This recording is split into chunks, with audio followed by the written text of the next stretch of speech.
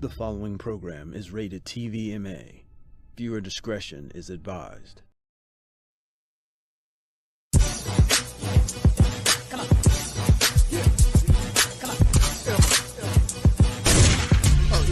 Somebody gotta say this shit, so piss a bitch. Fuck your government. I'm hesitant to holler out that I'm in. I represent hollow points in my tears. So don't think shots coming out of them. Last thing that you see is Nat Turner's grin. I'm a savage, not the average white boy, my friend. We ain't shoot. Fuck red, white, and blue. Earth they nerves like militias in the booth. Spit that word like the wisdom nigga too. Get that herb like I need a blunt or two. Fuck y'all all, each and every one of you. You niggas wanna face me? Fuck you motherfuckers too. All you niggas ain't loyal. Fuck the government soil. Bring heat to the planet, to this motherfucker boil. There's no more talk. Through the grave y'all walk. I talk for the slave from the grave. It's war.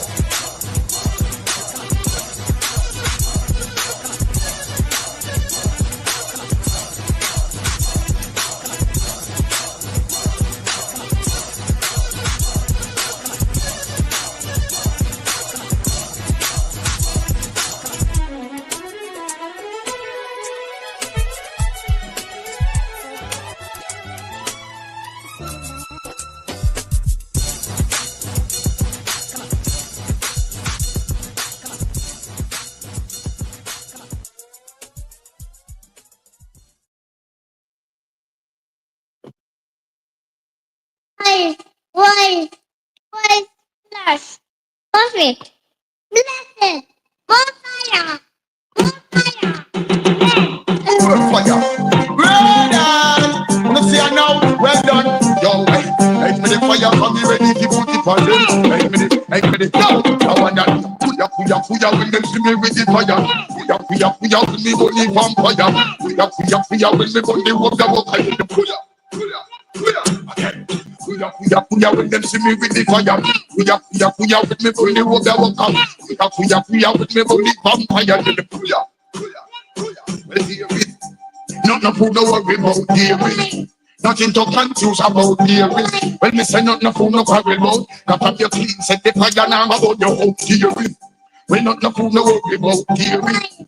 Nothing to confuse about, hear it. When me say nothing food no worry about, I keep on let the dirty so the fire feel like a show. Now man just came bread, the fire the burn them bread, and the same fire the burn them bread. I give me the fire, make me serve them. I give me the job. Well, that you need to come on the fire job. Come on the fire food, the fire education. We teach a fire woman and we teach a fire man. Give them the fire food, give them the fire man. Give them the fire food, we make it them the job. And now we give them the fire education. Good Babylon, good Scotland, good Pentagon. Good Vatican, good confusion, good distribution, good temptation, good destruction, good pollution, good malfunction, good temptation, good disillusion, good corruption, the Queen of England, good Scotland, St. Paul II, good everything we're wrong, and good them plan, good confusion, and good Satan, and good Bugamon, good lesbian, and what we really would not push up on our hand. Yo, Kuya, witness me with the fire. Kuya, again. Kuya, when me burn the water. Kuya, when me burn the vampire. Kuya, again. Nothing no worry about hearing. Nothing to confuse about hearing. When nothing no worry about, that your clean set the fire down on your about hearing. Nothing no worry about hearing. Nothing to confuse about hearing. When nothing no worry about. Kuya, when they see me with the fire. Kuya.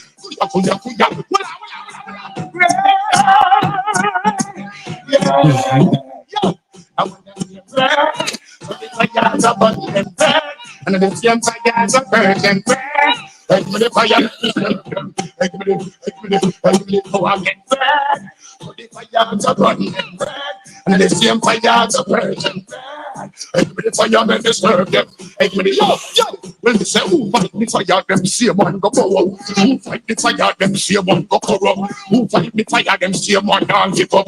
Who fight the fire, them see one go give up. Who fight the fire, them see one go power. Who fight the fire, them go lick up and mash up. Who fight the fire, see one a pick up and come. Who fight the fire, them see one go yo. Kuya, when them see me with the fire. Kuya with me body vampire. Kuya with me body master. I get the kuya. Yeah. Kuya with me see me with the fire. Kuya with me body would have come. Kuya with me body vampire. Get the kuya. Nothing come in fire school. Emperor Selassie I teach me the rule. Fire with me like a woman man can't fool. Fire with me like a mama girl can't fool. Selassie I to send him a fool. Can't come sit up on the king like a soul. Emperor Selassie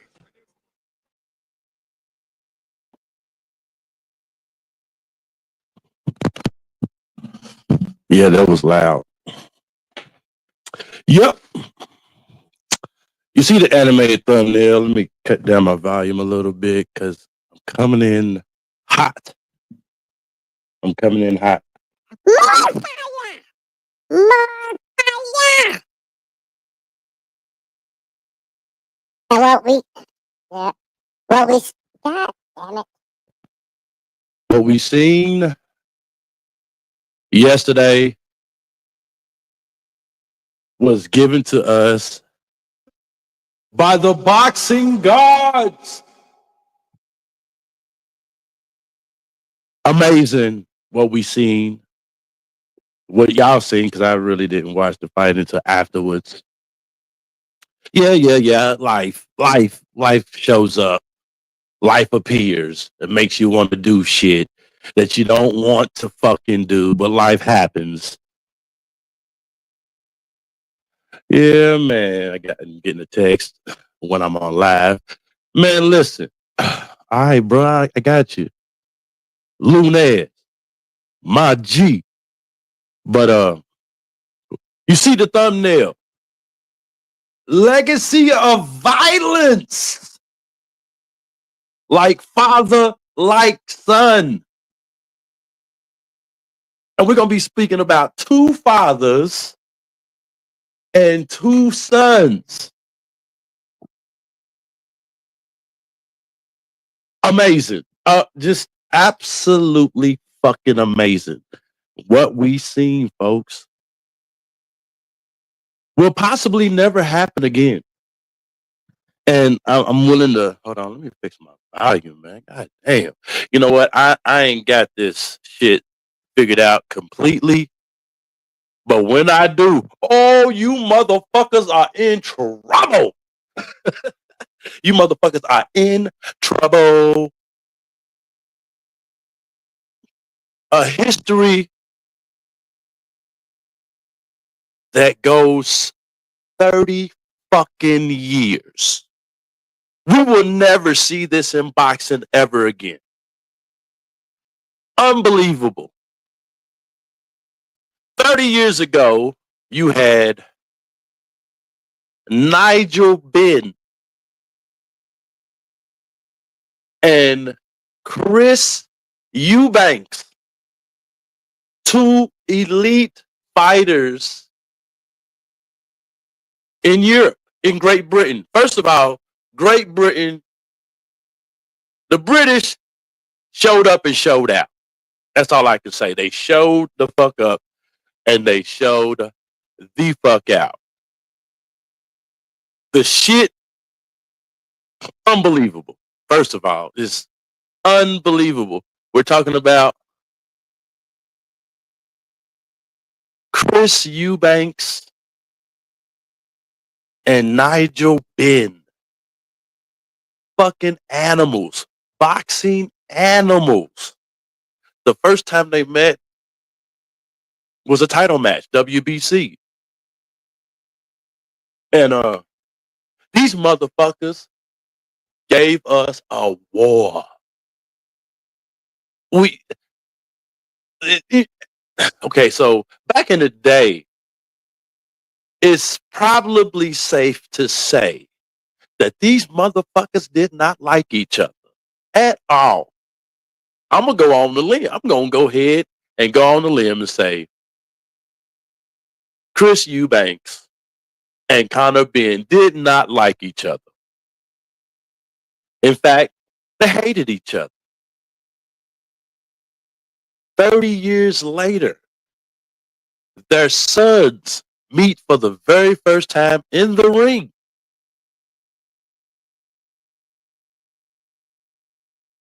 What? Like this, you can't. There isn't fucking movie roles in Hollywood that could match the reality of what we seen last night, of yesterday afternoon, because it was in Great Britain. It was a British show. Like I said, the Brits came and showed out. You have Chris Eubanks Jr. against Connor Benn.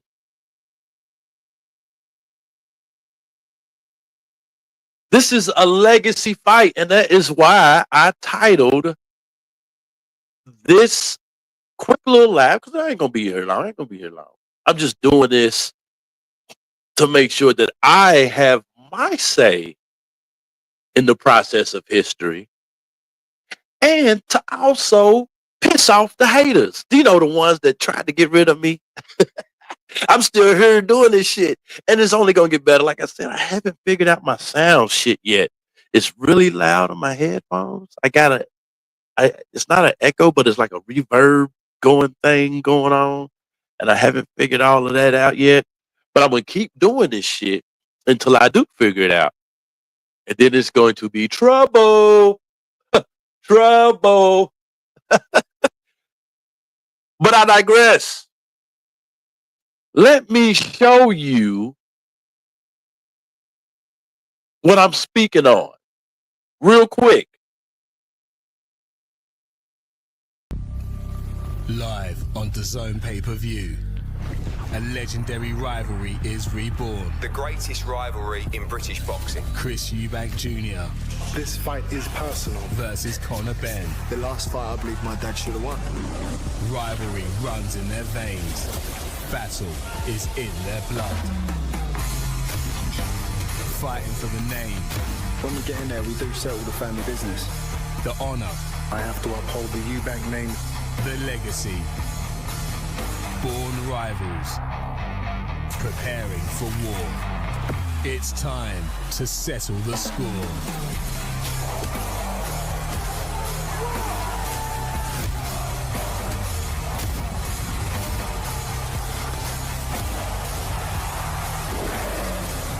Eubank Jr. versus Benn, 8th of October, live on DAZN pay-per-view. Visit DAZN.com. Yes, people, history. We just witnessed history. I don't think this will ever happen again. It's virtually impossible. I don't think this will ever happen again. Like the stars were in alignment for this to happen. Nigel Benn jumps in the ring with a beast known as Chris Eubanks 30 years ago. And then their sons meet up. Their fucking sons. How? Tell me. How does it happen? How does that, the magic of it all? You would think it was a fucking movie role. Hollywood can't write this shit. You hear me? It's amazing what just went down. The fact that two fucking bloodthirsty rivals meet in a ring, fight each other twice. There was never a third fight, which is a fucking crime. But they meet 30 years ago in the ring. And then their sons, their fucking sons, meet each other 30 years later in the ring. fucking amazing. Now let's do a little history. The first time that Chris Eubanks and Nigel Benn fought each other was in November of 1990. Chris Eubanks comes out on top in that fight. In the first fight. Then they meet up in 1993. Please correct me. Please, I'm just going off on my boxing knowledge. Please correct me if I'm wrong. But they meet up in 1993 for the second fight, and that fight was a draw. I have watched that fight, and to me, I'm leaning towards Nigel Benn in the second fight. I think he pulled out enough. I think he did enough to pull out a win. It was a draw. It is what it is. It's history now. But for everything to line up correctly, all the stars to align, like two elite boxers of our time, title holders, meet for the very first time to avenge, one to avenge and one to continue the winning streak. Chris Eubanks Jr. versus Conor Benn. The significance of such a fight could never truly be appreciated. I want to show you a couple of clips to make you understand what I'm saying. Like, this is amazing. Fucking amazing, fucking electrifying. Just all of the good and fabulous words that you could put together for this shit, because wow. I truly think this will never happen again. I do not see this ever happening again. Let me correct myself. There will be a rematch. Yes. Yes, the fathers fought twice. The sons will fight twice. And it is being said by what's his name? Sheik. The Saudi motherfucker that got all this money that he wants to spend on boxing. He's trying to set it up for September. I think it's a little too early for a second fight. You know, these boxers got to recover. Chris Eubanks Jr. himself, he went through extreme dehydration in order to reach weight, and he did not make weight. He came in heavy. Did not make weight, cost some money, but they was able to still continue to fight. Conor Benn came in at 265. Chris Eubanks Jr. came in at 269. He did not make weight, but the fight continued. And it was an amazing fight. Personally, I think Chris Eubanks Jr. won the first fight. But I think he won sloppily. I think it was a sloppy showing for him. He was not as crisp, precise, and tactical as his father. I think the fact that Chris Eubanks Jr. is bigger than Conor Benn, I think that gave him the idea that he could overpower Conor Benn. Conor Benn gave him some fucking shots. Hit him with some good fucking crisp shots. Conor Benn was on his back was on the ropes majority of the fight, but the fight was close quarters. They was in each other's faces. It was more hooks than jabs. Let me say that. There was more hooks, body blows, uppercuts than jabs. It was a brawl. They fought the entire fight. And the 12th round, I didn't both of them was still standing. It was amazing. Like, these motherfuckers, how much gas do you have in your tank? That is amazing that these motherfuckers fought from the very first round and fought to the very last round. They fought. And it was a fucking war. That was not playing. In the same fashion of the fathers. The fathers went to war with each other.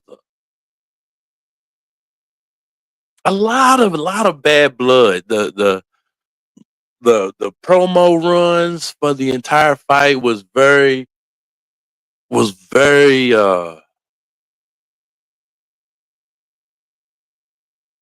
it's very intense. Matter of fact, I'm gonna show you real quick what I mean. I think this right here is the title. This was the second fight. The press run for the second fight. Check this out. I remember speaking to you and you told me that no one had hurt you as badly as Nigel had. That is correct, yeah. Does that give you any extra feeling of fear or anticipation? Oh yeah, I'm petrified. Nigel is a very hard puncher. He's a very good fighter. I think he stopped 15 opponents in the first round, 13 in the second round. This man he's no joke. This man can fight. Here's some money for you.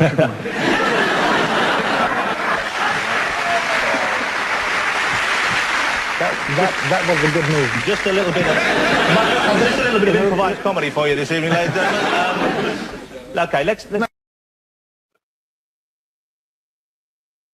Yes, that was Nigel Benn showing out a little bit. Nigel Benn is just like, to me, just like Chris Eubanks Sr. Both of these motherfuckers know how to sell a ticket.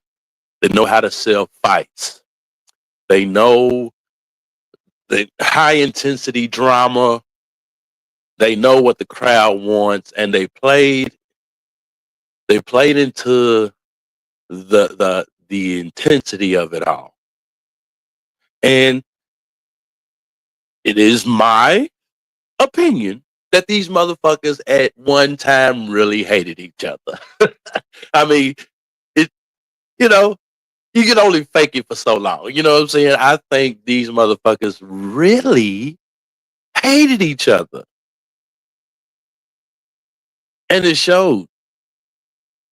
These motherfuckers gave us an amazing first fight.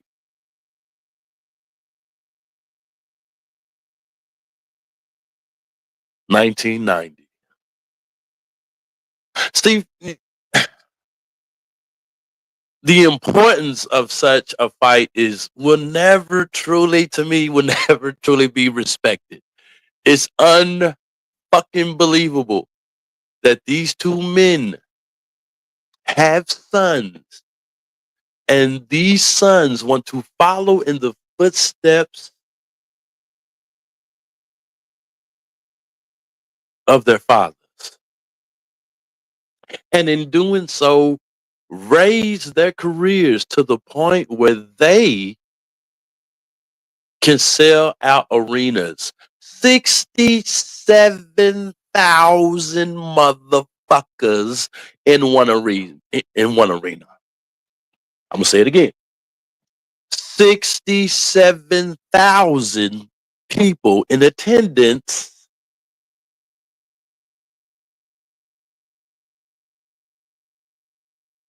Chris Eubanks Jr. and Conor Benn, the Sons.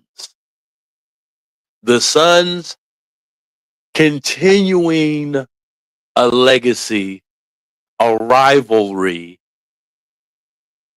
that boxing probably will never see again.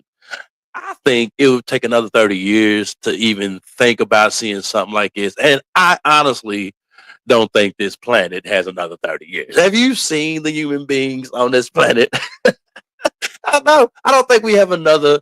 I do not think humanity, my personal opinion, I don't think humanity has another 30 years in it at all. That's just my opinion. So we got to appreciate the gifts that are given to us in the moment today. We got to appreciate it. This is amazing. The fact that two sons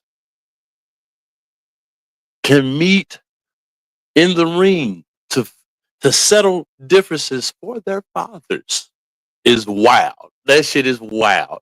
Like the boxing gods. Well, you know, me personally, there is no such thing.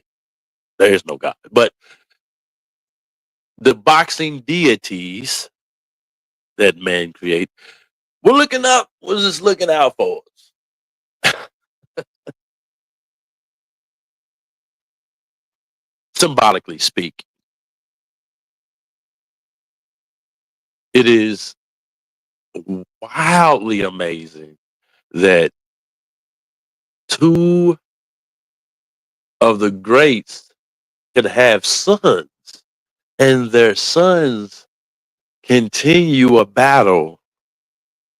This Star Wars shit. That's like Lord of the Rings type, Game of Thrones type shit. You know what I'm saying? Like, you can't write a better script. Like, this is crazy.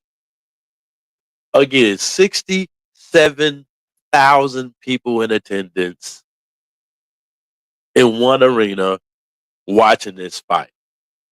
And the fight did give. It gave what it was supposed to give. If you have not, I'm trying not to put any clips because motherfuckers I'm getting flagged like a motherfucker. Like they're trying to get rid of them. they trying, but you know. So I'm gonna do everything that I can to prevent the YouTube government to make sure that I'm good. You know what I'm saying? I'm probably gonna get some copyright strikes on this particular live. I'm cool with that.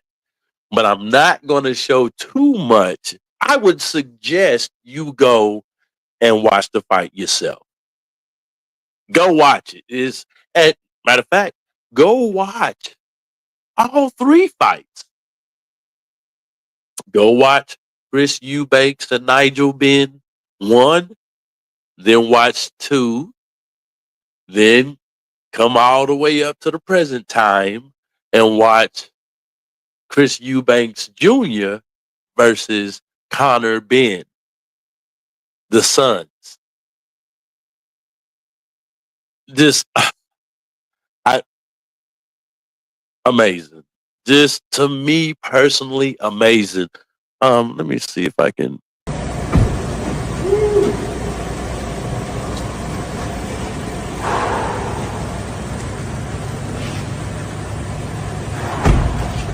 Gentlemen, this way please, gentlemen. Okay, guys.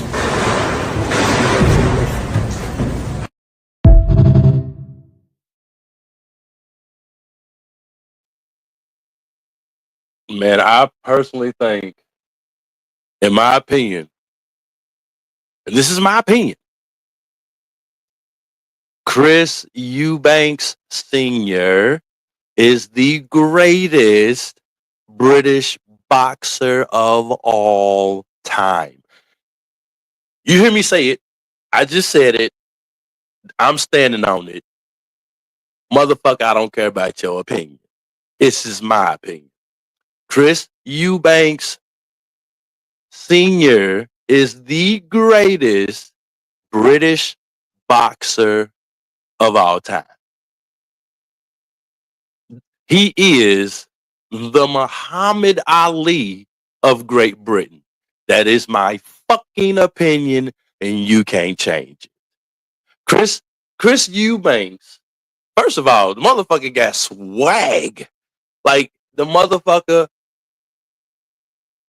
he knows he has swag. It's like you go as a little personal study for yourself. Go and check out Chris Eubanks. That motherfucker, one of the best fucking dressers in boxing. Like the best the motherfucker know how to pick some fabric, man.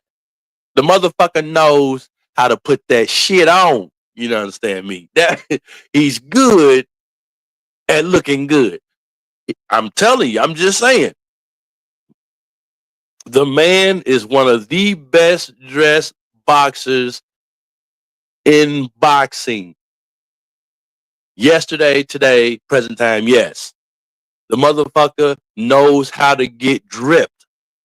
He puts that motherfucking shit on.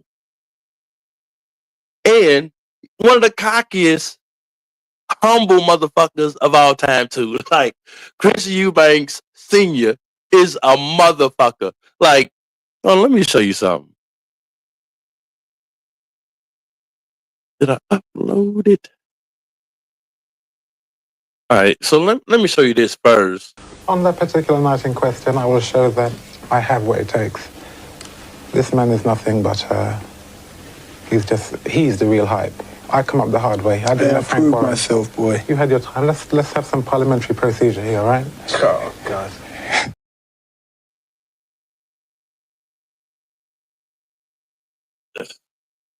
The mosaic stripes, the pinstripes, the motherfucking flashiness, like Chris Eubanks does that shit, bro. Like, he's one of the baddest motherfuckers in boxing history. In and out of the ring. Like, classy motherfucker with style. That pizzazz that motherfuckers want. He got that shit. One of the best to do it. One of the best to ever do it. He knows how to sell himself and sell events. A bad motherfucker. Let me look. This to me is one of the most iconic visuals in boxing history. That right there. Are you fucking kidding me? Are you kidding? First of all, look at the goddamn coat. Look at the coat. Where can I find that coat? This motherfucker is wearing, like, he went to the fucking Lord of the Rings, fucking Game of Thrones wardrobes. Hey, I need a coat just like it. Nick, that's not even leather. That's fucking dragon skin. Like, what the fuck? What the fuck? Like, that is a level of fly shit that many of us human beings don't reach. For economic reasons, for security and self-esteem, whatever. This motherfucker knows how to put that shit on. He knows how to do it now. You can't say that motherfucker know how to put that shit on, man. Drippy, nigga, drip. Does his motherfucking thing. You hear me? Look, this is one of the most iconic visuals in boxing to date. Are you seeing this? This is Chris Eubanks. Rex, what it do? Man, I'm sorry I'm not paying attention to the chat room right now.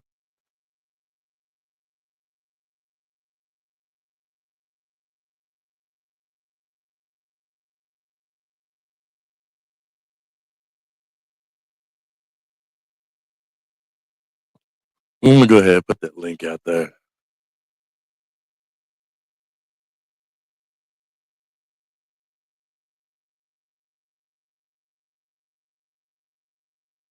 Yeah, Rex, the motherfucker was at 147. If you're talking about Conor Ben. No. That was Chris Eubanks. Chris Eubanks was at 147.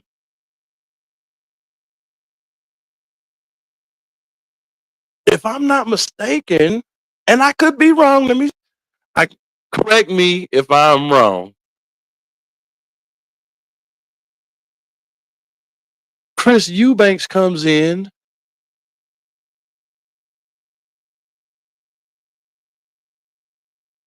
Chris Eubanks came in at his regular weight, 165, right?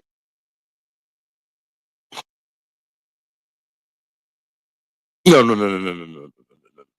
Conor Ben came in at his regular weight, which is 165. Chris Eubanks Jr. is a natural 147. Correct me if I'm wrong. So yeah, Rex, what you said should absolutely be acknowledged. But yeah, man, where in the fuck is this link at? Okay, I got it. Yeah, man, came in.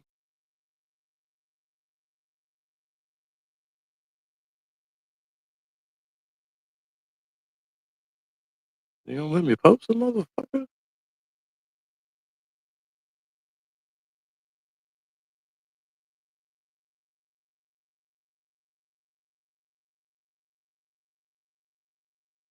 Okay, let's see.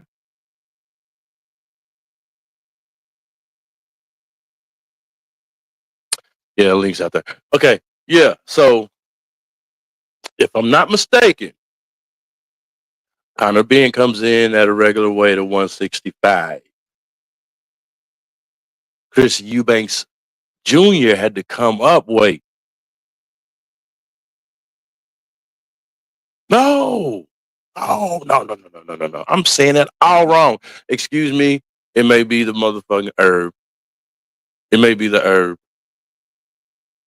Chris Eubanks Jr. comes in heavier, and Conor Ben came up weight. It was Conor Ben that came up weight. And Conor Ben gave us a he was not ducking no smoke. That nigga was not ducking any smoke. He made sure to let everyone know that he is in the ring. He did not duck any smoke. And Chris Eubanks Jr. comes in at a heavier fucking weight. If you did not see this fight, if you did not see this fight, man, you are robbing yourself of entertainment. Like, literally, you're robbing yourself. Up. Let me add you. What it do, Rex? Can you hear me? Yeah, I can hear you. Somebody gotta say that shit. What's up, bro? How you doing today? See, now it's all fucking muffly and shit. Yeah. Say it again, bro. No, I said, what's up? How you doing today? I don't know what the fuck is going on. I can't hear you, Rex. Hold on. Give me a minute. Just give me a minute. All right. Let me know if you want me to drop down and I'll come back up.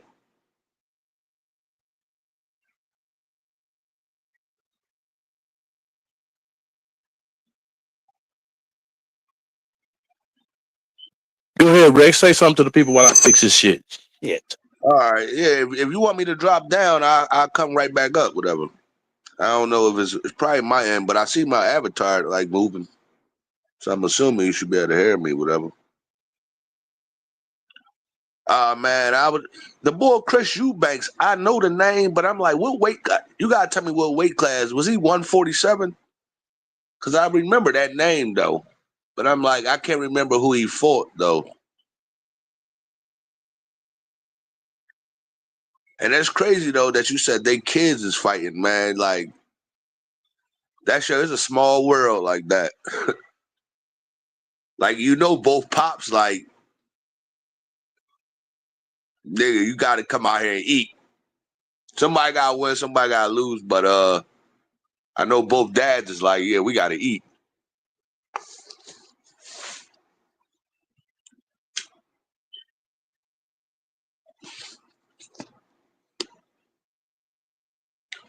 It might be my end though, I'm thinking. Might be. Yeah, Rex, I would say, man, it just shows the strength of their legacy together, man. As far as somebody got said, can you hear me now? Two sons going in and finishing unfinished business. You know what I'm saying? The fact that these two guys can get in the ring and continue a rivalry that started with their fathers. And to me, just honestly, to me, I think both of the sons made their fathers proud. Can you hear me first? In my opinion, the way they showed up and showed out made their fathers proud. But one of them got to win, and one of them got to lose. And so, yeah, man, I'm sorry, Rex. I don't know what the fuck. Like I said, I'm still trying to work out this equipment, man. The sound is really muffly. I got to pull out my other phone just to hear you. But what you were saying is absolutely right, man. You know what I'm saying? Like they showed up and showed out, man. And I don't think we will ever see this in boxing again. I just don't. I don't think the stars were perfect. The stars were perfectly aligned for such a situation to happen. I really don't know why it wouldn't allow me. Let me see, man.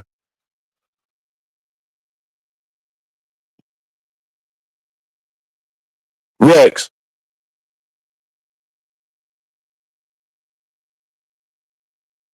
Yo.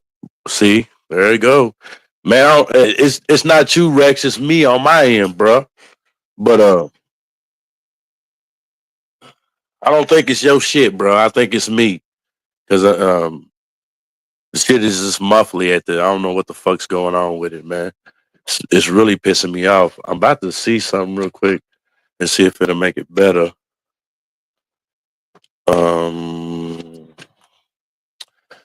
Okay, so I'm about to do some.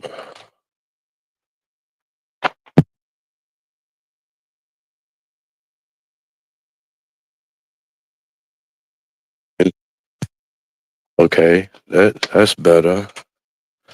Let me see if I can. Yeah, that was a whole lot better.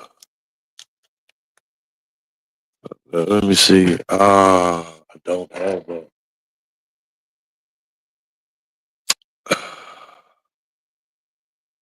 Fuck, how will I do this? How could I do this?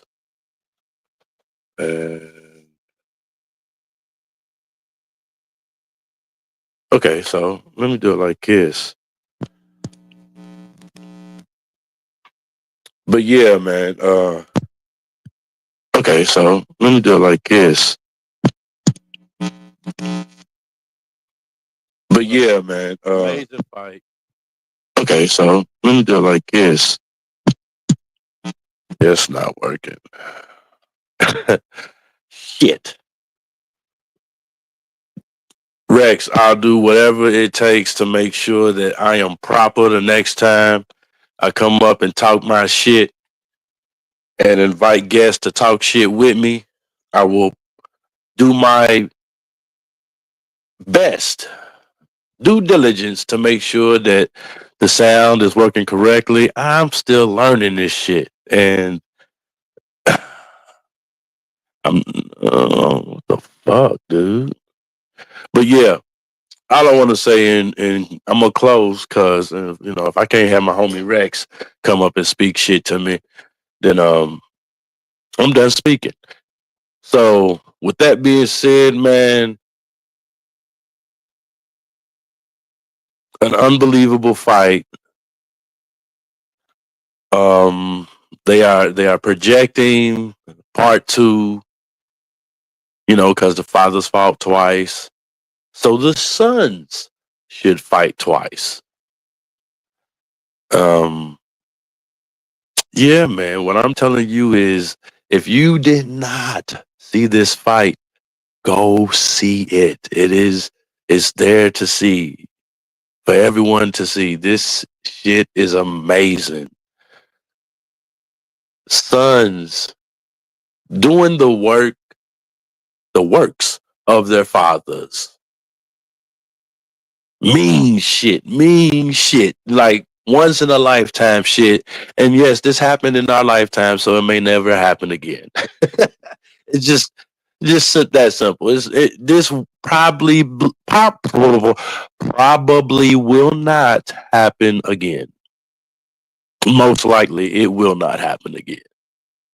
And the fact that we were able to witness it is fucking amazing. Again, fathers fight for the first time 30 years ago.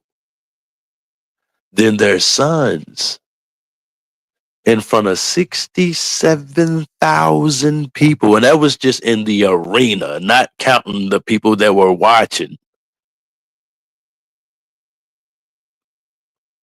Hold on, I'm going to try it again. Rex, I apologize for the fucking sound. Go ahead. Can you hear me? I don't know what's going on and shit. Because my avatar moving now. And I can hear you. I don't know why you can't hear me and shit. Let me see. What the fuck is going on? Somebody gotta say that shit. I can't hear you now.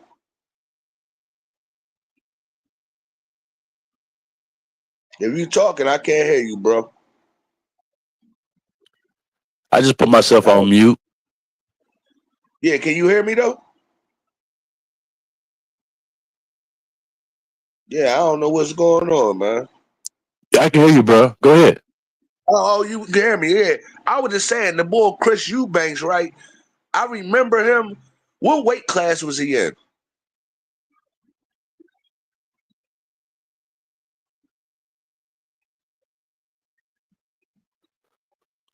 Let me ask you something, Rex. You talking about Chris Eubanks Jr. or Senior? Senior. I think Senior was he fought naturally at 147. I mean, Yeah, all right, welterweight. Yeah, and that's what I thought. I just don't remember. Like, I remember the name. I just don't remember who he fought. But it's just crazy that you said they kids is fighting. That's one of them joints where it's like both dads want you to win, but if you do lose, you can't get cleaned up by this nigga's son though. Can't clean you up. Gotta be a motherfucking tough fight.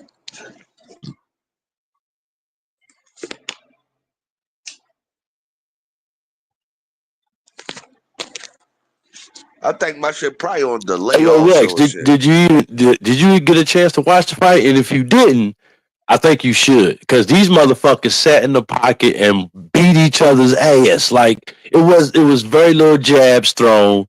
It was up close and personal the entire fight. Did you get a chance to see the fight? Nah, I never saw the fight. So you basically tell me Tommy Hearns and Marvin Hagler type shit.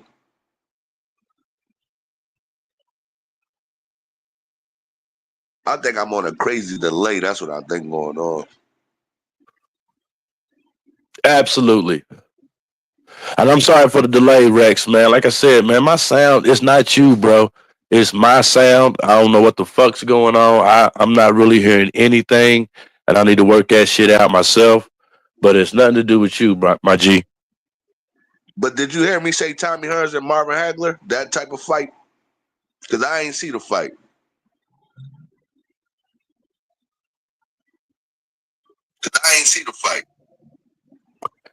Yeah, I heard. I'm see again with the delay, Rex. Yeah, I heard you. Hey, baby. What you doing? Yeah, exactly like that, man. These motherfuckers was on each other's tops the entire fight. It was Marvelous Marvin Hagler and Tommy Hitman Hearns. It was that type of fight. And if the fight is anything, if the second fight is anything like the first one, holy shit, that is a pay-per-view that I am willing to pay for. Yeah, I got you. Yeah. All right, no, but I ain't see the fight that you was talking about though. But when you said they sat down, nobody going nowhere, I just remember Tommy Hearns and Marvin Hagler doing the same thing. This shit ain't gonna go long.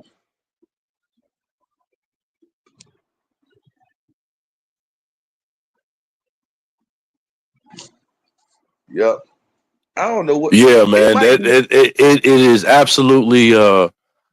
It resembles Marvin Hagler and Tommy Hearns. It does. And the thing about it, Rex, though, for real, these motherfuckers, like you said, you can't get washed. You can't. If you going in here for my legacy, if both of you motherfuckers is going in here for both of your father's legacies, both of you motherfuckers cannot get washed. There is no knockout. You motherfuckers better fight for your lives. Like, this shit is crazy, bro.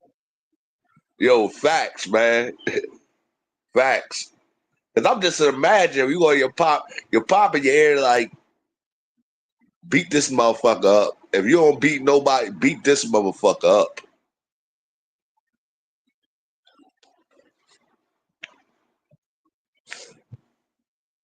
Because that's like if Joe Frazier and Muhammad Ali's sons was fighting and shit, you like, yeah, whoop this nigga ass. Yeah, I agree. Yeah, like what? Yeah, you can't. Yep. How you been doing though, bro? You been doing good? Hey, you know what, Rex? It is amazing that we don't see.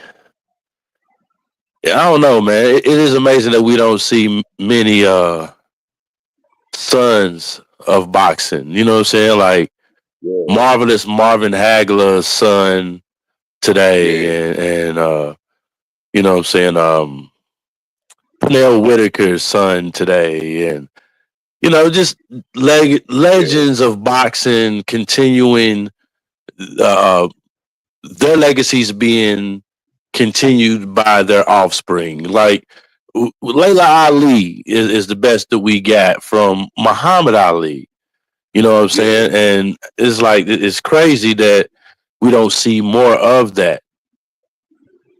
But you know what I would say about that is, but you understand this, it's not easy to be a pro boxer. See, you might box in, college, high school. On the pro level, though, sometimes, and I mean, them guys was special. But if you're not good, like let's say you 1-10, nobody wants to see you fight nobody. Shit like that, I'm saying. Right. That's facts, bro. Because not everybody can do it at a pro level. You know what I'm saying? I think everyone should learn how to defend themselves, hand-to-hand combat. You know what I'm saying? Because there are manufacturers and distributors of weapons that you can defend yourself and give an offensive attack from a distance. But what if we didn't have it? What if we didn't have guns? What if we didn't have motherfucking switches on motherfucking assault rifles? You know what I'm saying? You would have to see a motherfucker face to face. And that's where, to me, it's where it starts for human beings. For human beings, it starts with hand-to-hand combat.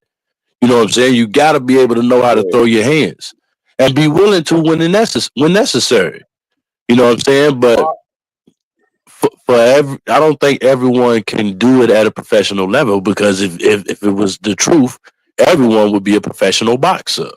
But not everyone can do it at a professional level. But when you have access to training, access to the facilities to be trained and things like that, and you have a father that is a world champion fucking fighter, yes, as a father, you have to allow your children to do what they see fit for their future. You know what I'm saying? So, you're not going to push your children into boxing because you want it to be that way. You know what I'm saying? They gotta walk their own path. You know what I'm saying? Let me ask you a question though, and I think you know what? I think I can answer your question. What you asked, why you don't see more sons like of former fighters? But think about it, a lot of them guys, like even Mike Tyson and shit, New York projects, they came from the mud.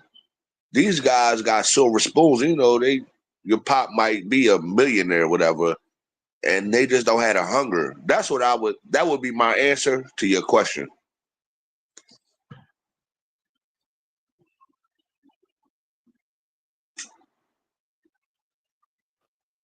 So, okay, so I would say,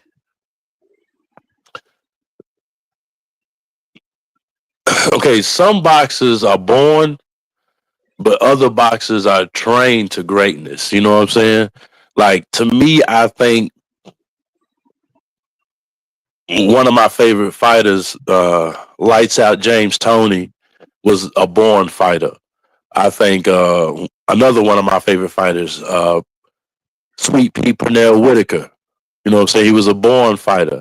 I think Sugar Ray Leonard, he was born. I don't see these people doing anything else but what they do professionally. I can't, like Mike Tyson. It's crazy because it's like the way he fight, especially in his prime, the way he fought in his prime made you feel like he was a born fighter. But then when you understand Customato, you know what I'm saying? The fact that he had like elite trainers behind him to see his ability and seen like this motherfucker can be a great if he just had the right pushing and the right training. You know what I'm saying? It's crazy, man, because like you said, not everyone can do it. Not everyone can do it, but you would think that your offspring would want to follow such a lucrative, professional, and just a very acknowledged field.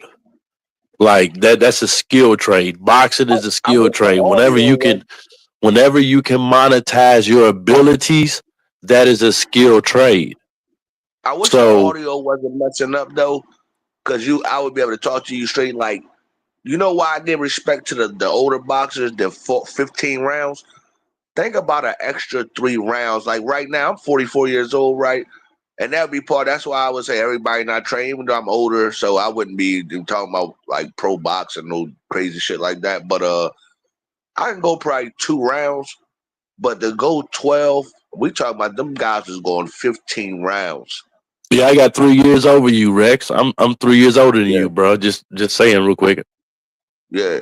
But just imagine, like, some guys might, let's say some of these guys might can fight, but can you go 15 rounds? 15 rounds is like, everybody not built for that. Don't mean you can't fight, but can you go 15 rounds? Yo, that is facts, bro. 15 rounds is crazy. Okay, so the fight that I've seen, these motherfuckers was dead tired at 12. Like barely standing up at 12. It's 12 rounds. Now you're going 3 more extra rounds. And these motherfuckers is back in the day. That's why I say, man, and it's all respect to professional boxers of today. They're not built like yesterday's fighters. Point blank, period. They're not. They're just not. These motherfuckers used to train for 18 rounds just so they can make it through to 15. You know what I'm saying, Rex? I hear what you're saying, but I believe the men in general, and this is just my opinion, like I see the young bulls in the street, it ain't like it used to be. Them niggas not like, I ain't saying all the young bulls are soft or nothing, But to me, they like pussies a lot. A lot of these young bulls, when you see them on the streets, it's just like they not tough. Like you had to be tough when I was growing up. Like you had no option. Niggas will go in your pockets if you're not.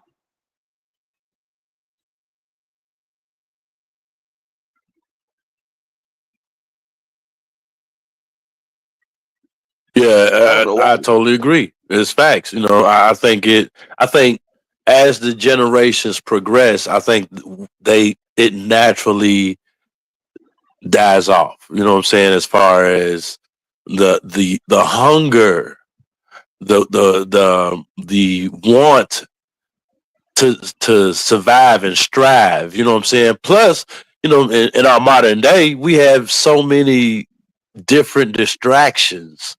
Like this social media shit, that's a distraction. You know what I'm saying? That we didn't that they didn't have back in the day. See, that's why I love being a '77 baby. You know what I'm saying? Because I was born in '77.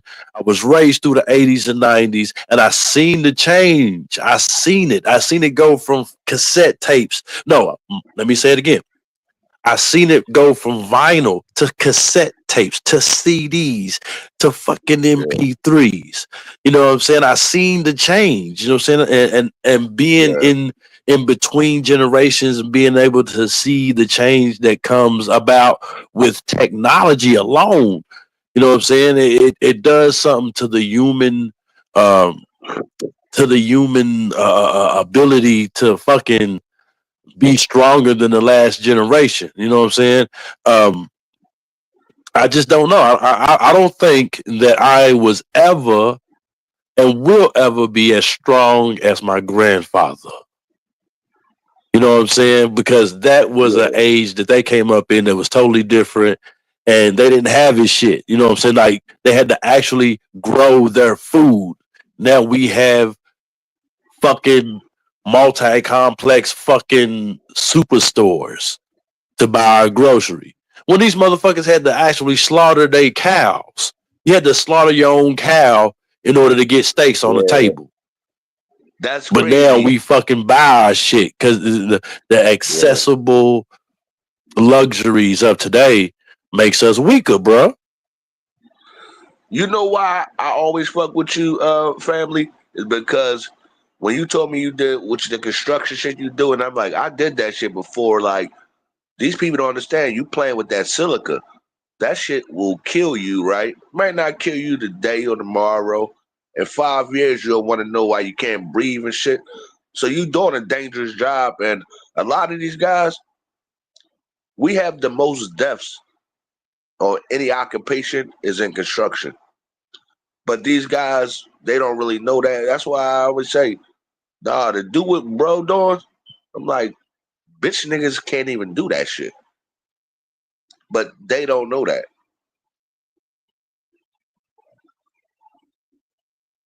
Yo, Rex, I would say, man, and what hurts me the most, man, is seeing that, you know, I don't pertain to racialist ideas because race is a socio-political construct, and if you don't know how to play the socio-political game, you shouldn't play the race card. You shouldn't play the race game. It's a whole different fucking live stream for that. But what I'm saying is, I don't see many of people that look like me, of my percentage of pigmentation, melanated people. I don't see many people like us in the construction fields, and it's very sad, and it lets me know that, you know, people want the easy way out. You know what I'm saying? People want, and I used to be the same way, bro. Before I worked in construction, all I did was hustle. All I did was, you know, sell shit and do this and do that. But, you know, at the same time, you know, I always had it, especially because of my father. You know what I'm saying? Salute CAR, my father. Because of my father, I always had it deep embedded in me as far as wanting to work, actually get out there in the field and work. He would take me on jobs even when I didn't fucking want to be there. he would take me on these jobs, and I would learn some shit. And later on in life, when I was like, yeah, the street shit is dead, man. I need to get me a motherfucking real job. You know what I'm saying? I maybe learned that too late. But at the same time, I learned it. You know what I'm saying? And when I'm on these construction sites, Rex, I don't see many people that look like us, bro, and it's kind of sad. Well, you know what I would tell you, fam, and I agree with everything you said. Is I got my shit together I started getting my shit together when I was 28, and it probably was too late. But so I've been doing this for a while. But I mean, it's not a lot of us on the job, and these niggas been and the thing is, I ain't talking about white or black, but if they wanted to go there, them niggas got like a 50-year head start on us and shit. And young brothers don't know. There's major money being made out here in the field, though. Major money being made in the field. But you can't be no pussy on no construction site because they going to test you, though. Like, it might be 95 degrees. I didn't work in the sun before. Somebody got to say this shit. I remember it was 95 degrees, right? I'm working open, just basically no fucking shade, sun on me. You can take your little 10-minute break, get an air conditioner, because they don't want you to die out the motherfucker. But I remember out there, ain't nobody holding your hand, all that bitch shit. I can't do it. Nigga, we'll find somebody else that can then. That's how they play in this game.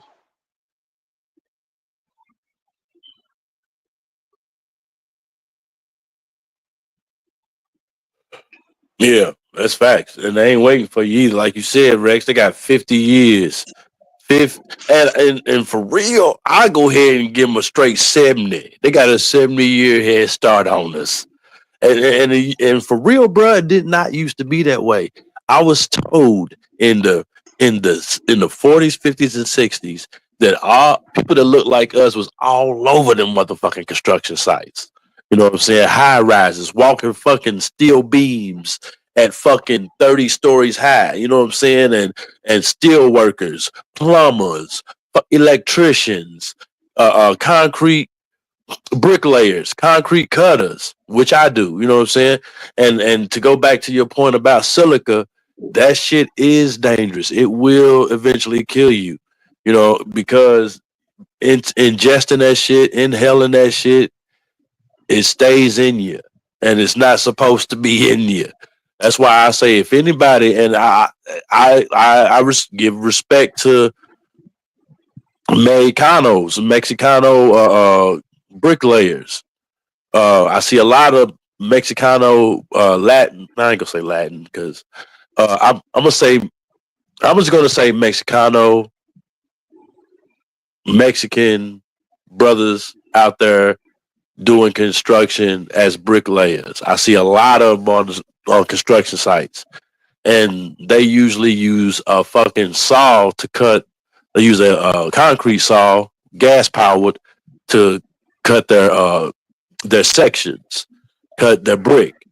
And a lot of them don't put water on their saw, bro. A lot of them do not put water on them saws. So every time they cut that brick, they inhaling all that silica that comes with that shit. You know what I'm saying? And the thing is, bro, is I always say, keep water on your saw. I would much rather go home soaking wet because of the fucking saw spraying fucking water everywhere than to come home dusty. And it's very important because you breathe in that silica will kill you, bro. And over time, it will kill you. Now, let me ask you a question. I wish you could hear me. I wish the audio wasn't messing up and we could talk straight. But I work for Chesco, right? It's a concrete company in Philadelphia. I worked for them for like a year, maybe. And we always had a partner. So if somebody is cutting concrete, somebody else got a spray pump spraying water while he cutting. So that's why I wasn't no need to wet the saw. But it looked like you worked by yourself. And when I worked for Chesco, we always had a partner though with us. Because sometimes you gotta lift that fucking shit you cut out. Let's say you cut out a 2x2 piece. You can't lift that shit by yourself. We would put an anchor on top and then put like some type of bar in the middle. It might be a rebar. Usually it's like some type of bar we put in the middle of the anchor so we can lift the piece we cut out up or whatever. Or if it's too big. Yeah, you know your shit, Rex. You know your shit. You talking that shit. Yeah. Facts. Hey, I know my shit though. Yep, I know my shit. Like I ain't never been pussy, and that's why I always say, "Damn!" I said the brother do that sawing. That's not a joke and shit. And like everybody can't do that. Everybody can't do that shit.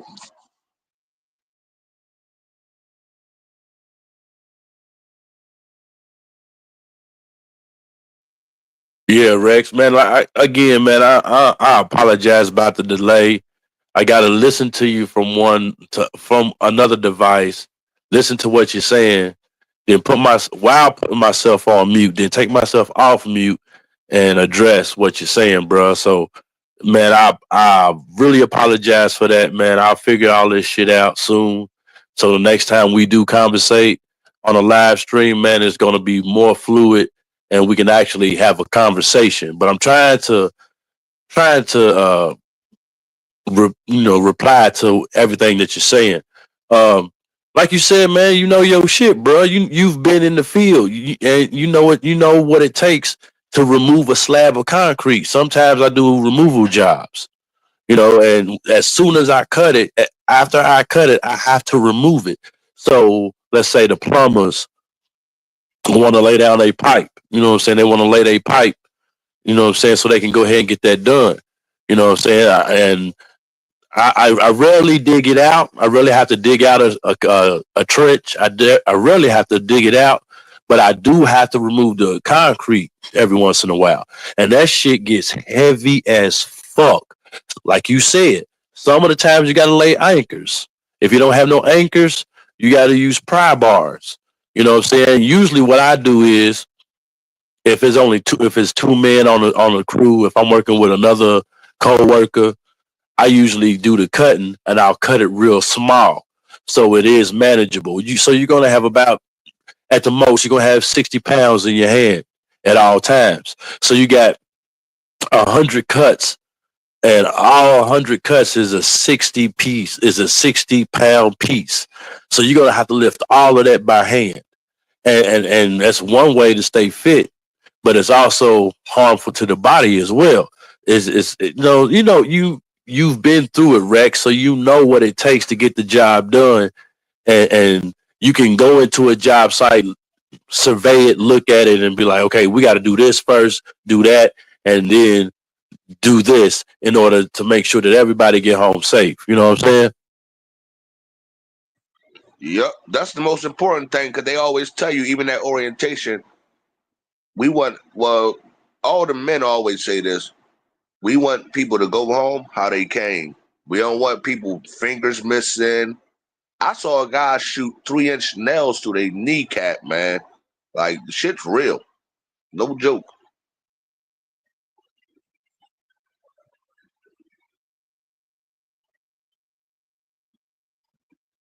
Yeah, that shit's crazy. A 3-inch nail through your kneecap, bro. Fuck, you'll never heal. That'll never heal. That'll never heal right. That'll never heal right. It's over. But yo, hey man, Rex, it's good talking to you, man. I really, really, really appreciate you jumping on stream with me, man, and having this conversation, delayed as it is, with my shit going on over here. Once I figure this shit out, man, it's on and popping. You can come up here any motherfucking time and we'll have a conversation. Bruh, as you see from my character, I ain't the type of motherfucker to troll you. I'm not going to talk about your past life. Man, I'm going to have a general conversation with a man amongst men. You know what I'm saying? And I'm not here to disrespect nobody and talk shit. You know what I'm saying? But at the same time, you know how these trolls be on this internet, on this YouTube, you know what I'm saying? In these so-called YouTube streets. Motherfuckers like to talk shit. I'm not really for that. So we're going to have conversations about shit that real men have conversations about, my G. So I appreciate you, bro. Hey, yo, one more question before you go though, if you can hear me real quick.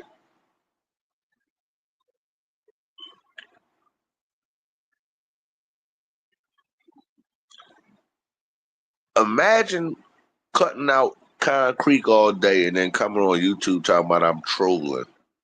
What? I don't have no time for that shit.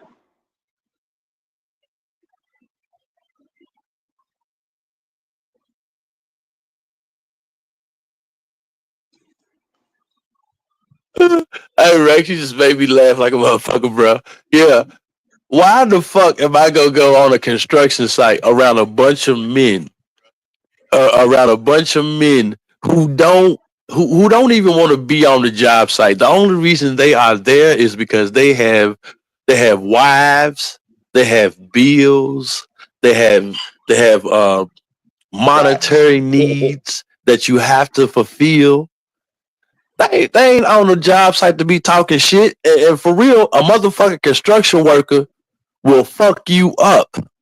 They ain't playing no games. A motherfucking construction worker will beat your ass because one, he doing one of the hardest jobs no matter what fucking sector, no matter what field. You can be a plumber, you still doing hard shit. You can be a fucking welder, you still doing hard shit. An electrician, motherfucker, they work around electricity. These motherfuckers do hard shit. Bricklayers and brick cutters. You know what I'm saying? Concrete cutters and concrete layers. These motherfuckers do hard shit. So I don't fuck with construction workers because construction workers will beat your ass. They ain't playing no games. My father-in-law ran if I'm not mistaken, he ran a 30 fucking man crew and didn't deal with no bullshit. Me and him yesterday was riding, trying to get to some money. Somebody got said I got this motherfucker don't play no games. Whoever he's talking to, he don't play no motherfucking games, and you can tell he still got that fire in him. You know what I'm saying? And he's up in age. You know what I'm saying, baby? Yo, I got it. How old is daddy? Right.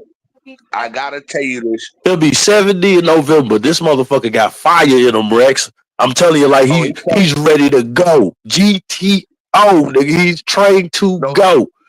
You know what we call them? We call them men. That motherfucker's ready to do it, bro. Yo, so I'm saying, man, I ain't no motherfucking trolling, man. And real men ain't looking to troll no motherfucking body because the shit that I say online, I'm supposed to be able to say it in real life. And if I can't say it in real life in your face, then why would I say it in the safety of a fucking screen? You know what I'm saying? The safety of social media, saying a whole lot of shit that you really don't mean. You really wouldn't say in real life in somebody's face, bro. So that's how I feel about that shit, Rex. Yo, I know I'm keeping you up here, but you gotta hear this story. I was a foreman at a job. I was at a power plant. It's called Limerick Nuclear Power Plant, right? The white boy, his name Mike. I was the foreman. He was working under me. He ain't got suspended for a year. He was from Chicago, Illinois, whatever. And he told me why he got suspended. It was just like you said.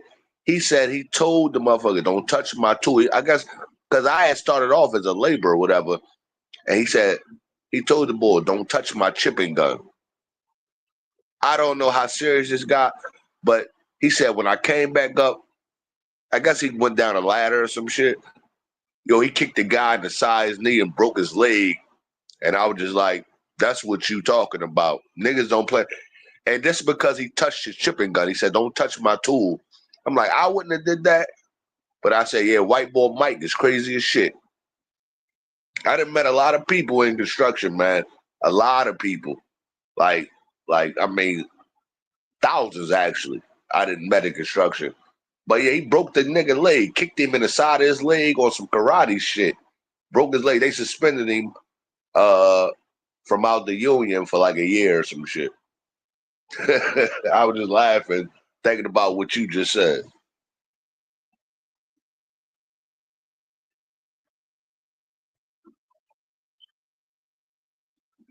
Hey yo, Rex, that's real shit, bro. Like motherfuckers will get in that ass for touching their tools on the site. Especially, bro, if you touch a man's tools without asking, And then they on the job site, they got to get up and now they looking around for their fucking tools and they're like, I know I put it right here. What the fuck, I know I put my impact right here. Where the fuck is it? And then they find out that another man got their shit, bro. That'll piss a construction worker off faster than lightning strike. Nigga, for real, don't play. You get your whole life changed around fucking with a construction worker's tools, man. That's some real shit. And the thing is, it goes back to what you say, Rex. Construction workers ain't motherfuckers that you play with, man. Because these motherfuckers are doing, like I said, they doing one of the toughest jobs in the world. And construction is everywhere, Nick. It's everywhere. It's everywhere. When you get a skill trade in construction, you can literally take that fucking skill trade to Dubai. You can take it to fucking Germany. You can take it to South America. You can take that skill trade anywhere. Yep. So the thing about construction workers is they've been here since the beginning of time. You goddamn look at the pyramids, look at the basilica, look at the fucking Roman Colosseum. Like those were construction workers back in the day. You know what I'm saying? And it's still going on to this motherfucking day. The very fucking domicile you live in was built by construction workers. It ain't no fucking Fortnite. It ain't no goddamn. It was made by hands. It was not made by a digital stream. This is real shit. That's why you don't fuck with construction workers, Rex. Yo, I gotta say one more thing. I know you gotta go, fam, but I'm enjoying talking to you because I don't get to talk to a lot of people on YouTube to understand what I be saying. I remember I was at a job, so the white boy was there. I forgot my snips. Yo, I borrowed the snips. I was cutting wire because I worked on the tallest building in Philadelphia, the Comcast building with a 63 floors, whatever. I borrowed the snips, right? So I was cutting wire because we was putting up tarps so the wind wouldn't blow in and shit while we was building and shit. It was cold. Yo, if you never been on a 50th floor in the wintertime, y'all don't want them problems. It's cold as shit. So we was putting up tarps, but we was kind of going to the edge. And I don't like heights. Somebody got said, nigga, I was crawling like on my stomach to the edge. So, because somebody would drop it down from like the 51st floor, and then I would catch it like on the 50th floor, and then I would like wire it up. White boy came over, he said, yo, hey brother, you gonna mess up my snips like that. And that's just one of the stories about tools and all that. That's why I was just laughing what you were just saying, because the white boy like, you about to fuck up my snips and shit, cutting this wire like this. He thought I needed it for one cut. I was about to start. I had to make about what? I don't know. I made a couple like 300 cuts of wire. We was putting tarp all around the building, whatever, for the wind. So that was funny to me that you said that about tools. He's like, yeah, you about to fuck up my snips like this.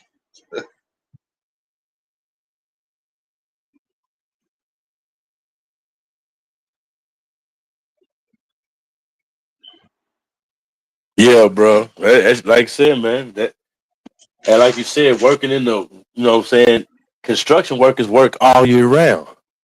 Construction workers work all year round. So you, like you said, man, here in Kentucky, especially in the area that I'm in, our buildings don't go 60 floors. You know what I'm saying? Our buildings don't do that. You know what I'm saying? So I can only imagine what the fucking wind feels like being on the 60th floor of a building that has no fucking windows in the wintertime. Shit, that's heavy business right there, boy. That shit right there, that shit hurt. So I can only imagine the shit you went through, Rex. Shit. Yeah, trolling. Yeah, yep. And that's why I just be laughing sometimes, because I'm like, I mean, and this no lie though, somebody, I know you probably saw it before too. Niggas don't show up to work when it's like that. and they get fired, whatever, laid off or whatever. Maybe they go to another job, but this is a man's type of fucking job. Just not like nobody playing. They not saying, because I remember we used to put a harness on and put anchors in the ground to go to the edge. But like I said, I don't like, there's no windows and all that shit. So at the time, when I got to the edge, I would just get on my stomach and crawl. I'm not even going close, even though I did have a harness on with a retractable on me. But I'm just like, I don't know, man. I don't even want to look back. Yo, I saw one nigga drop a chipping gun off the side. We was working at nighttime, right? He dropped the chipping gun from the 45th floor. Good thing the 43rd floor extended out, because that shit would have dropped from the 45th to the ground. And they want to know who dropped that. They about to do an investigation. That's how serious it is. But it dropped to the floor. And then lucky it was nighttime. It was daytime. Oh, man, they about to walk you off this fucking job. You drop a chipping gun. Fucking, first of all, not to the ground. Dropping it 2 stories. They're about to walk you off the premises, the site. Facts. You better not fuck up like that. Shit, things like that, bro. Your whole job site will get shut down. It's no joke. Like, if you fuck up like that, you know what I'm saying? Like, they even tell you, man, you gotta be in a fucking harness at 6 feet in the air. And I ain't never really been the type to be afraid of heights. You know, I'm not really afraid of heights. I'm more aware. I am more aware the higher I get, but I ain't really afraid of heights. So the thing is, bro, if you slip up and drop equipment like that, it could really hurt somebody. It could really put somebody down. And you know, that's why they always have safety surveyors and OSHA. OSHA will fucking shut your job site down, man. That shit is no joke. But hey Rex, man, any last words? Because I gotta get out of here, man. I got some honeydew things to do. My wife is taking care of all the motherfucking shit that we gotta do, and I'm supposed to be putting a motherfucking toe in some of this shit. So, you got anything else to say? Yeah, I got one more thing to say. I got my OSHA 10, but yeah, I was just saying I respect you, bro, and keep doing your thing and stay away from that silica, nigga. And that's the only thing I got to say, family. You have a good one.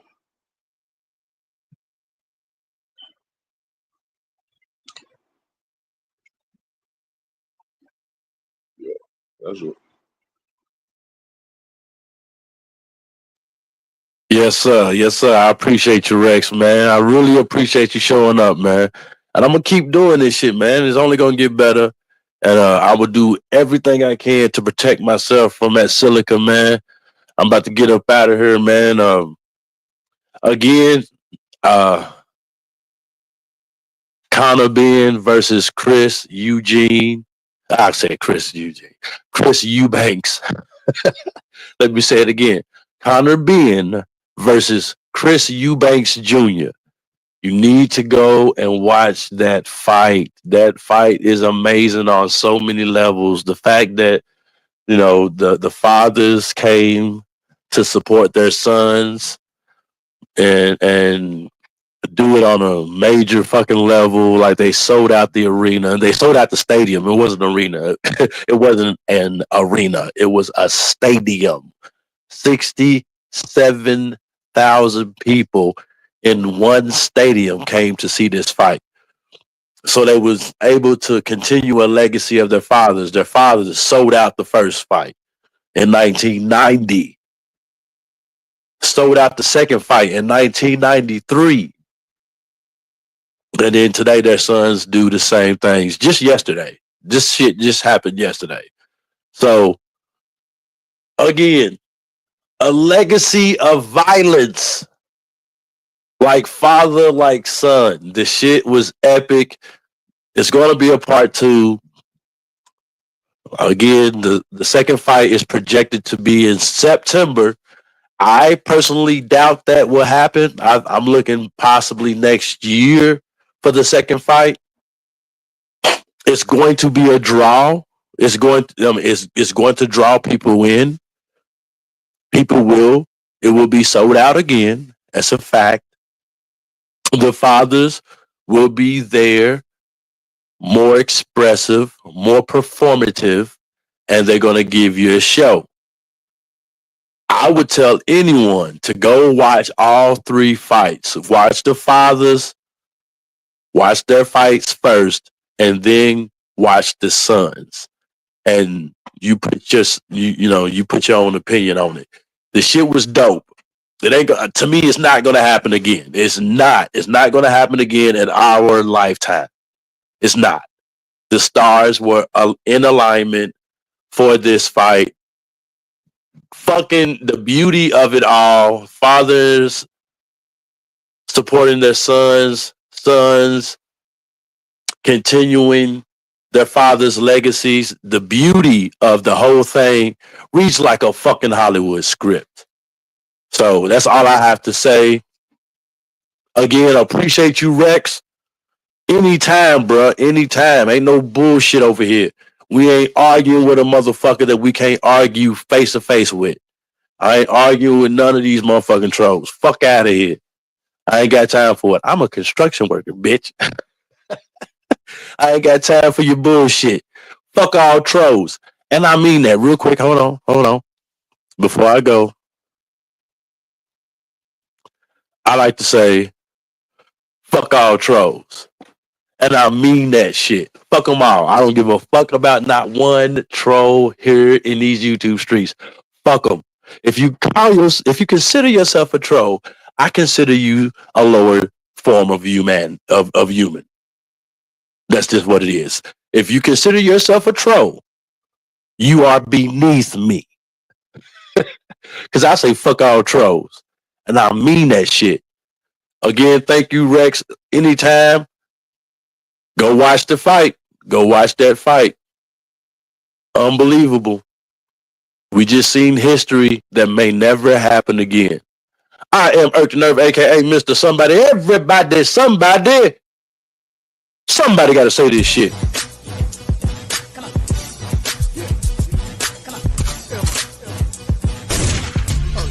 Somebody gotta say this shit, so piss a bitch. Fuck your government. I'm hesitant to holler out that I'm in. I represent hollow points and Mac 10s. But don't think them shots coming out of them.